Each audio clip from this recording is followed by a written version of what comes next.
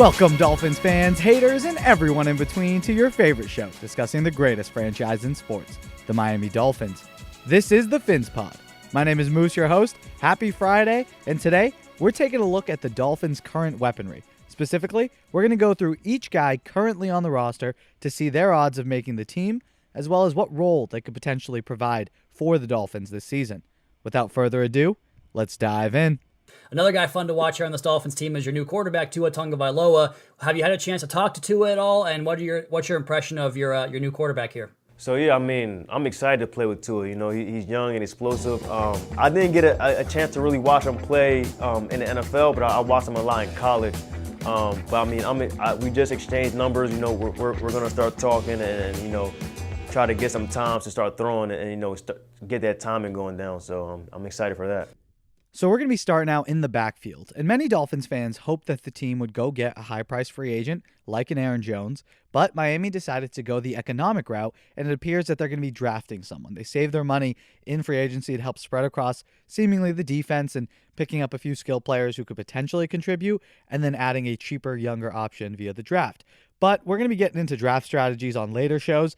But what are the Dolphins working with right now, right? So the clear starter based off of last season is Myles Gaskin. He showed he was quick, low center of gravity, very balanced. He would bounce off of potential tacklers, and he's powerful enough as well to run between the tackles when called upon. You know, and if he was helped by the line at all, then maybe he could rip off a few plays. We saw that in moments where the line was able to help wear down an opposing defense. Myles Gaskin was able to rip off 5, 6, 7-yard chunk plays up the gut. It's just his line never got any push, and he would still try to be able to make some things out of nothing. He's not suited, however, to be an every down back. His body type and play style don't really lend themselves to that. Miami still needs someone who can fall forward and be a force on third and short as well as in goal line situations.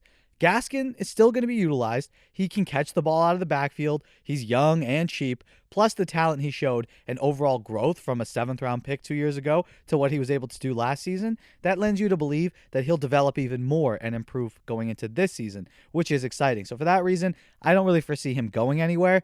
And if all these other guys don't make it, he's the guy who's most likely going to be brought in if Miami did draft, say, 2 running backs in the early rounds or something like that, which definitely won't be happening. But to fill in the exact void that we were just talking about, that big dynamic runner, the Dolphins went out and added a few vets to the roster and helped find that third down back. They signed Jordan Scarlett before free agency. Most of you may know him from his days at Florida. He hasn't fully made his mark at the NFL level yet, but he's got 20 pounds on Gaskin. He'll have he's going to have a tough time making the roster, but being brought in does show the fact Miami wants to go in this direction and bring in competition at the position. They also signed Malcolm Brown, formerly of the Rams, and Malcolm Brown's by far the most accomplished runner on the roster right now. He's a jack of all trades, but frankly, kind of a master of none.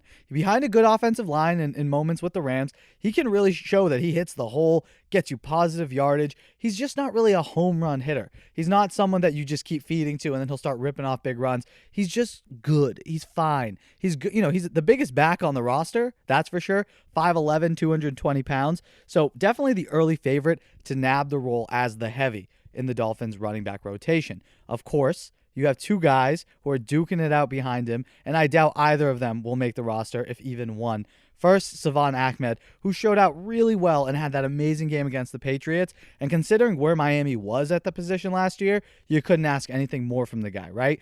But he is a little redundant with Myles Gaskin on the roster, and unless he shows that he can be markedly better, I don't see the team picking Salvon Ahmed over Myles, especially if they do add another dynamic back via the draft. And then next up, similar boat, but frankly less explosive, Patrick Laird. As good of a teammate and guy as he seems to be, he's just limited as an athlete. He's not that fast. He's not that explosive. He does help a bit in pass protection, but even there, you know, he'll have his moments. Miami did seem to trust him the most at a lot of times. You know, in the Cardinals game on those 2-minute drills, he's the guy that they would put in the game. So clearly there is a trust level there, but assuming that there's an improvement around the board and you can find guys to trust as well, then I think Laird's going to have a tough time cutting it unless he does show that he can make a huge impact on special teams. Moving on from the running backs, next we're going to talk tight ends. And at the top, Miami has Mike Gesicki, who very well could be considered a top 5 player at the position if his trajectory continues. It was clear that he needed a little bit of seasoning before he really started to get cooking, and his rookie year under Adam Gase clearly did not help. Gates was using him completely incorrectly, primarily as a blocker, but it took until Brian Flores got in there with his coaching staff, saw how they should be using Gesicki instead, that we began to see flashes last season. And then he put it all together in 2020. So hoping he stays healthy, and he does need to get a little bit thicker, which he has each season, gotten a little bit thicker, just to help, one, in the blocking game, but also to absorb some of those rough hits over the middle, which is primarily where those tight ends do get injured. And again, Gesicki is going to be taken out at the legs a lot if he's catching those seam passes, so you do want to see him get thicker in the lower end. But Gesicki is going to be a focal point for this offense going forward, that's clear. He's long, fast, and probably aside from maybe Darren Waller, has the highest ability to high point the ball. He's amazing at that. You just throw it up to him, and he's shown he's got sticky hands. It's going to be hard to knock it away from him. And again, that's why having him stay healthy is so important. Because of that threat, you have to put 2 guys on him in the red zone, because if it's a one-on-one guy and you don't have someone who's 6'6", Gesicki's going to win every time. And even on a shallow crosser, Gesicki is very dangerous because he is so lanky and long that 2 of his strides and he's already 7 yards upfield, right? So, there are then after him 2 guys who are going to be competing for probably 2 spots, but if the team does bring in a Kyle Pitts, then we may only see one of them on the active roster. But for now, it appears that the Dolphins are going to be going with these 2 guys, starting with Adam Shaheen. Shaheen was a former second-round pick for the Bears, and he has a very high ceiling athletically. He was nicknamed Baby Gronk coming out of college. The hope was for him in Chicago to put his crazy athleticism to good use in an offense which would amplify his strengths. Unfortunately, that did not work. And now, in hindsight, don't know how much to blame that on him. Could be Ryan Pace and that crappy management of a team over there. But it was also injuries. He was not helped by being hurt, I think, every season that he was with the Bears. You don't want to ask Shaheen to block too much. He's also shown to be most useful in the passing game. So using him in the red zone, he did make a few nice plays last season. He had that seam catch, I believe, against the Jets. A few nice touchdown grabs as well. Shaheen has a future, and I think the coaching staff clearly likes him. He signed a 2-year extension with them just last season. So there was something he showed them in practice, some ceiling that they saw in him that they wanted to keep working on with him, and got a 2-year extension out of it. So I think Shaheen is clearly the second guy just because of that contract extension being given, because a guy who wasn't given an extension, but has seen some significant playing time as well, is Durham Smythe. Durham has proven that he can hold his own in pass protection as well as a pass catcher, but his lack of dynamic run after the catch ability or inability to actually get push in the running game as a blocker, it just makes him expendable. He doesn't do any one thing at an elite level. He's reliable, and I think that's why you saw the Dolphins use him so much, but I also think he was used because of how thin they were at the position. The Dolphins also signed Ethan Carter, who was previously of Cincinnati, in the second wave of free agency. It was a low-risk move, but again, stacking up his skill set with Durham, you kind of see why they wanted an improvement there in the blocking game. I think Ethan Carter can definitely add that. And at least, at the back end position of the at tight end, you want a guy who can block, right? That's at least what you want, or at the very least be sound in special teams, which Ethan Carter was a specialist at for the Bengals. So similar to how the Dolphins added Clayton Fedulum last year from the Bengals as that special teams ace, I think they're doing a similar thing with Ethan Carter. And then if he can also show that he's decent in the receiving game and he can block, which I based on the limited snaps that we've seen in Cincinnati, he showed he could, then I do think it does make Durham Smythe expendable. Rounding out the position group is Chris Myrick. Myrick is sort of like a B-grade Adam Shaheen in terms of his skill set, but just with that really way less top-end talent. He's shown to be a solid blocker. Don't get it wrong. I mean, Myrick's been with the team for a few seasons now, but just he keeps bouncing up and down from the practice squad.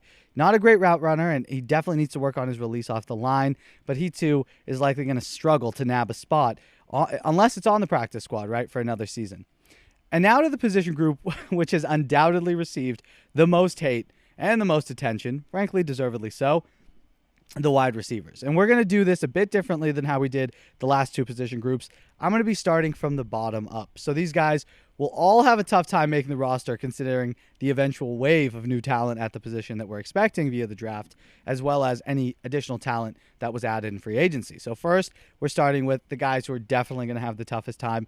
Kai Loxley, who was a quarterback in college at UTEP, but is seemingly transitioning to wide receiver. The Dolphins signed him just a few weeks ago. So he may not end up getting a spot on the roster, but he could get a spot on the practice squad if he shows that he's promising enough as a developmental prospect to transfer to the wide receiver position. There is value getting a former quarterback to become a wide receiver. We just saw Julian Edelman. He was a quarterback in college, 7th-round pick, transitioned. So if Kyle Loxley has some really great athletic traits, and he also knows where a receiver should sit, how to play the position because of his experience at quarterback, I think Kyle Loxley could potentially be a developmental guy, but definitely a long shot.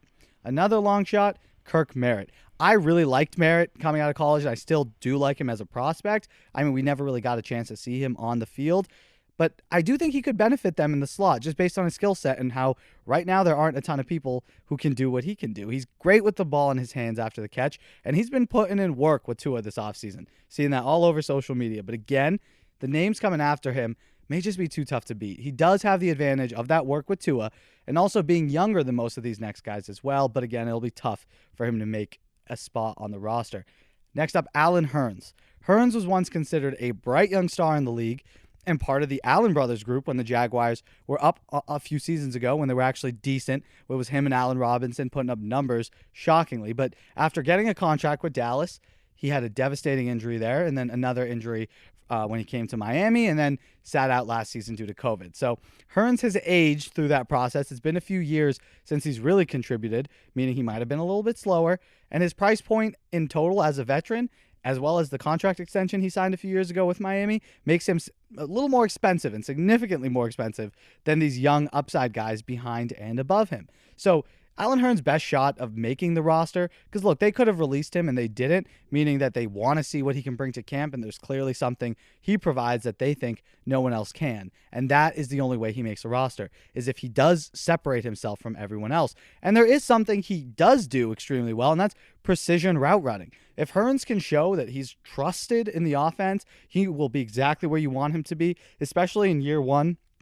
Implementing a new system, having a guy who you can rely on out there is huge. So if the team and the coaching staff wants a savvy vet on the roster, then I think Allen Hurns more than serves that role. But again, if Miami adds a bunch of young, explosive, talented players, they might not feel like that's worth it just to hold on to a guy because of those intangible assets that he provides. In his prime, though, Allen Hurns, and if he's able to get back to that 100%, Hurns is a really good player. He's shown amazing hands, really good body control. He can run every single route on the route tree, as we've said. Great runner of routes, and he has some nifty after-the-catch moves, too. So, again, it depends on who else is entering the building and at what price, but he'll definitely get a shot.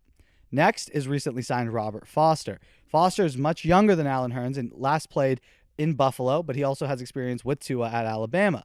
Foster is a slower, but not that much slower, but slower, more reliable, however, Jakeem Grant. And they're likely going to be after the same role. That's probably what they're competing for. That kick returner, punt return, as well as backup slot wide receiver role, sort of that fourth, fifth guy as an option, but the second guy coming in at the slot position.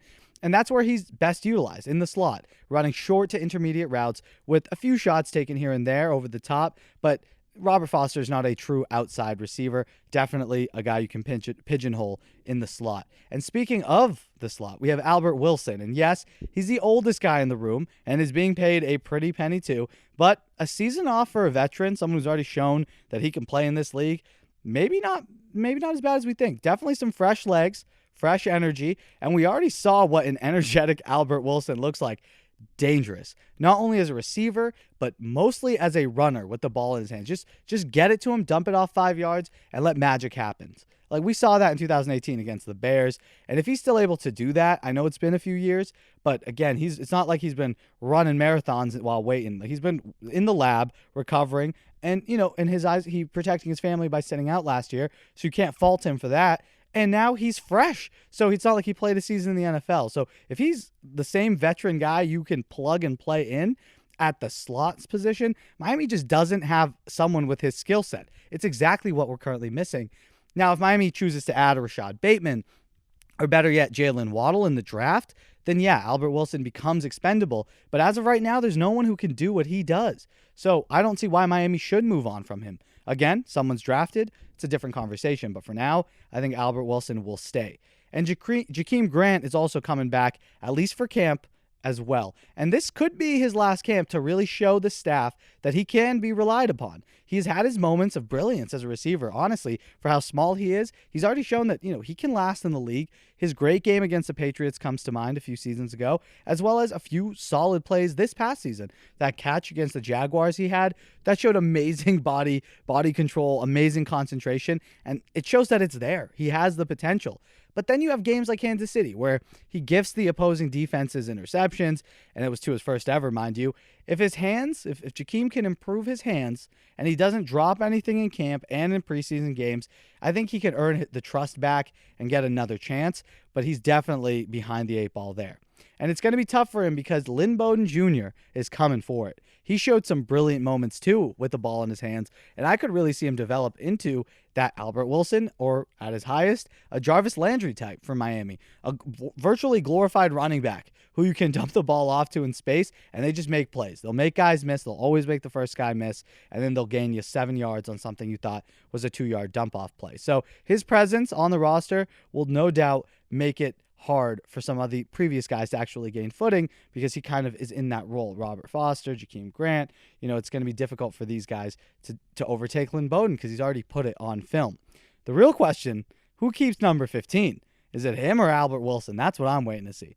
A guy who should be lower on this list but isn't, Mac Hollins. And I think he stays just because he was re-signed, and he's a special teams ace. I don't think he was re-signed to be a camp body at the receiver position. I think it's because Miami wants him as their gunner, and he's a damn good one. He can help in a pinch on the outside, but you would best like to have him as one of your last options as a receiver off the bench. He may be big, but he's not fast or explosive, nor that great after the catch. So hopefully if he can stay in that assigned role and we don't have to see him catching passes, that means that the front office did their job and improved the room overall. Again, Matthew Slater for the Patriots, still been there, hasn't caught a pass in years because all he does is kill the gunner game. So I think that's the role that they have envisioned for Mac Hollins, which is why I have him here, because I do think he will end up making the roster because of his versatility. Next up, we're getting to some of the exciting guys, Preston Williams. And oh boy, is he interesting. He's like this hidden weapon that we all Dolphins fans just hope will explode. And in bursts, he has. But back-to-back seasons now have been cut short due to lower body injuries, and you hate to see that, especially for a big guy with his type of skill set and stature. He's extremely fast for that size and fluid. And despite some drop issues he's shown, he makes up for it because he calls in some spectacular catches. If he's a Madden character, his catch is like 82, lower than you want to see, but his spectacular catch is like a 98. So he sometimes makes up for it with some where you're like, how the hell did you drop that one 2 drives ago and you managed to get that one? I don't get it. But he does have value on the outside, and there was some clear chemistry there as well with Tua in the short time that we saw them play together. One of Tua's few nice deep bombs went to Preston Williams, in Arizona.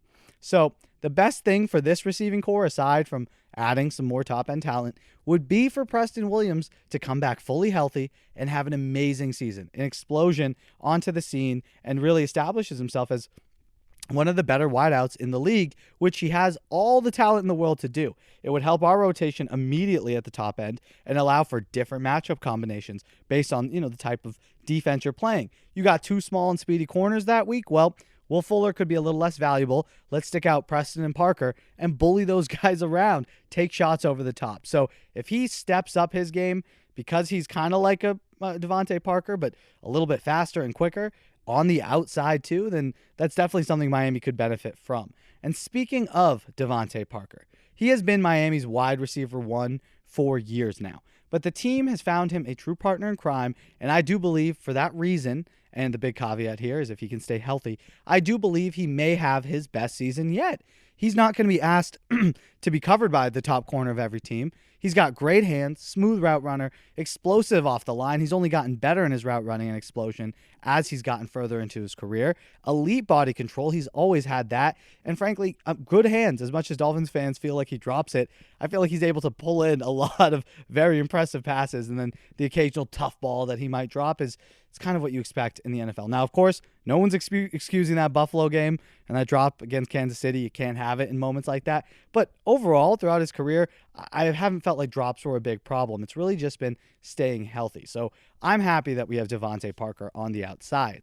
And last, but certainly not the least, Will Fuller the fifth. And Fuller brings an element to this offense that just hasn't existed before. You can't fabricate speed. You can't make it up. It's real, and it kills. The new number 14, Fitzmagic's replacement number, is going to help space out the field for not only the run game, but all these other guys that we've just mentioned over the last few minutes. Now, all we need to see is that chemistry develop between him and Tua, because deep routes, which is primarily what Will Fuller is going to be asked to do, and at least running deep posts, 9 routes, pulling that defense, that's about timing, precision, and trust. And Tua showed at Bama that he could let it rip. He had no issues with it. And there were moments last season, but not enough. And his guys would drop it every time anyway. Will Fuller will not. He does have injury concerns as well, which is unfortunately a common theme. And combined with the Miami Heat, those soft tissue injuries start to become a little worrisome.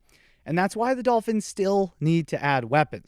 That's why, despite going through all this list and seeing some promise there, Miami needs to make sure that they improve the room. Yeah, it's comforting going through this exercise. We aren't as fucked as we think. I do think there is talent to work with, but that high-end talent is thin.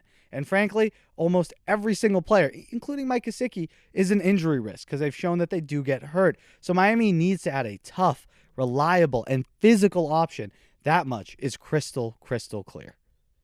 Yeah, I know there's a popular sentiment of, hey, let's give him one of his old teammates for comfort level. And it does make some sense. And it also, coincidentally, they do have to be the top wide receivers in the draft, and Jalen Waddle and Devontae Smith. But I also think Jamar Chase is the forgotten guy because he did opt out. But he was just as spectacular as Devontae Smith was 2 years ago when Joe Burrow was throwing him the ball and he was lighting up SEC defenses himself. So the great part about this is the Dolphins have a need. They need a wide receiver, and they're going to have plenty of options to choose from.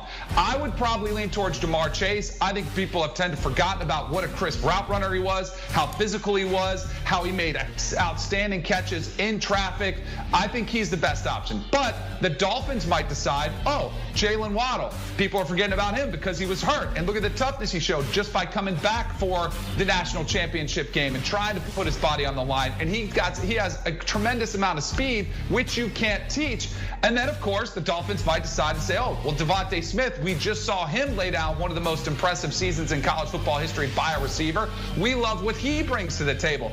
So the good news is the Dolphins are going to have really good options for that 6th overall pick to add a weapon to add into Will Fuller and Devontae Parker. So they're good options, just a matter of what do the Dolphins like the best, what do they think that best fits their system.